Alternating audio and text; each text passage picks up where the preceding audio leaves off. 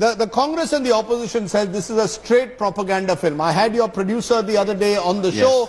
He says it isn't. We haven't seen the film. However, it appears from the trailer promos that clearly you want to build Mr. Modi as a larger-than-life figure, and it is happening just before the elections. How else is the average person to see it but for the fact that you are doing this film to influence the elections? So, Rajdeep, you have this show which is hugely popular. Every time you put a view out there, a perspective on any decision, any political idea or thought, individual, are you influencing the election? Should you be banned for that? Should this show be shut down? During the entire period of election, should Rajdeep Sardesai, who is a huge opinion maker, an influencer, not be allowed to speak? Are you comparing a television show that we do 365 days, 24/7 with a film, a biopic, which interestingly, coincidentally, just comes 6 days before the election? In fact, you brought forward the release. It's a difference of medium, that's all. Because Rajdeep Sardesai, as I know it, and I've followed him over the years, has been one of the foremost names and faces covering elections over the last 30 years. In fact, you do an ad on your network, which I watch all the time, about how you talk about having covered elections from Rajiv until the time of Modi.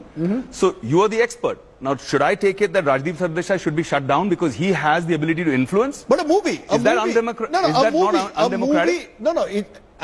You have every right. The freedom of speech should guarantee you the right to telecast any movie that you want. Absolutely. However, thank you for saying that. However, what I do want to know is whether the producers and indeed you, who have acknowledged yourself to be a great supporter of Mr. Modi, are bringing out this film in a sense as part of this entire election marketing that's going on of Prime Minister Modi. Are you all part of this marketing machine? No, definitely not. I'm an individual who has a credible body of work over the last 18 years.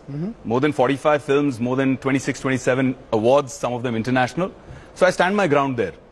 As far as the film is concerned, it's an inspirational tale.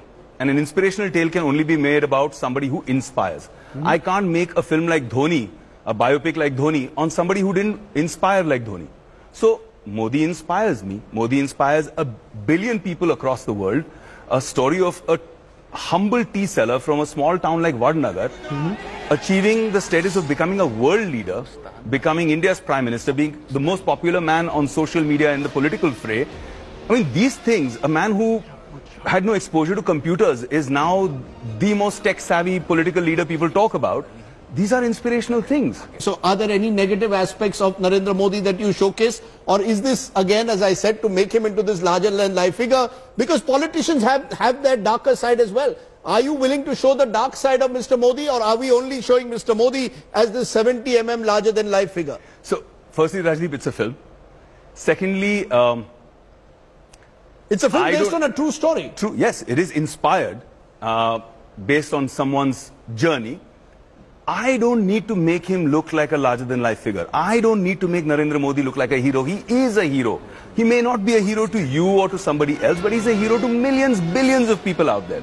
There are people who swear by the man. This is the first political leader that you've had in eons where people turn around and proudly thump their chests and call themselves bhakts, where the other side looks upon them in disdain. So he evokes that emotion.